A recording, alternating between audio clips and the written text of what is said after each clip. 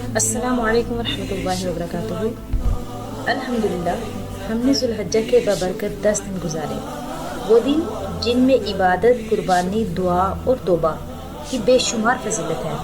لیکن آج ایک بہت اہم سوال ہے، ہم نے جو نیکیاں ان دنوں میں کمائی ہیں وہ محفوظ رہیں گی یا پھر عید کی خوشیوں میں کہیں ہم انہیں بھول تو نہیں جائیں گے؟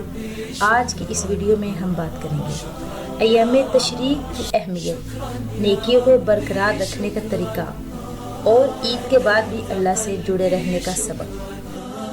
ذوالحجہ کے پہلے 10 دن بہت عظمت والے ہیں۔ اللہ تعالیٰ نے قرآن مجید میں بھی ان 10 دنوں کی قسم کھائی۔ ان دنوں میں عبادت کا ثواب بڑھ جاتا ہے، دعا قبول ہونے کے زیادہ موقع ملتے ہیں اور نیکیوں کا اجر بھی کئی گنا بڑھا دیا جاتا ہے۔ ہم نے ان دنوں میں نماز، تلاوت اور ذکر جیسے اعمال کیے، لیکن اصل امتحان اب شروع ہوتا ہے۔ اب ایام تشریق شروع ہو۔ ایام تشریق کیا ہے؟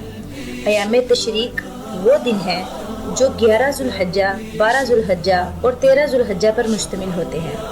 ان دنوں کی اہمیت یہ ہے، یہ عید کے بعد بھی عبادت کے دن ہے۔ ان دنوں میں اللہ کا ذکر کثرت سے کیا جائے اور یہ دن غفلت کے نہیں بلکہ شکر کے ہیں۔ لوگ سمجھتے ہیں کہ عید کے بعد عبادت ختم ہو گئی، لیکن حقیقت یہ ہے کہ عبادت کا سفر جاری رہتا ہے۔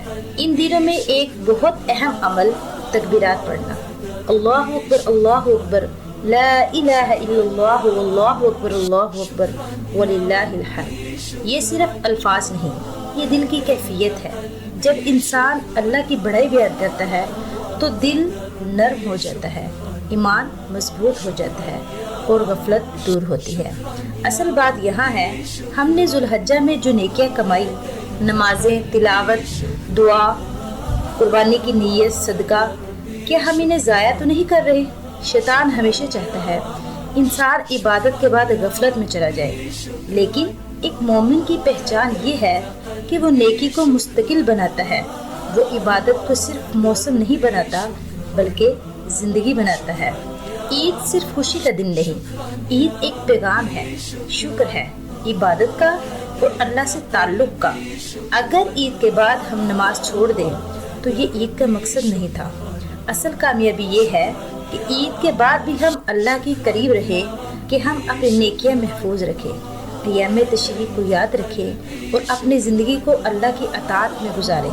آمین۔ نیکی کے چراغوں کو بجھنے نہ دینا، غفلت کی ہواؤں میں اڑنے نہ دینا۔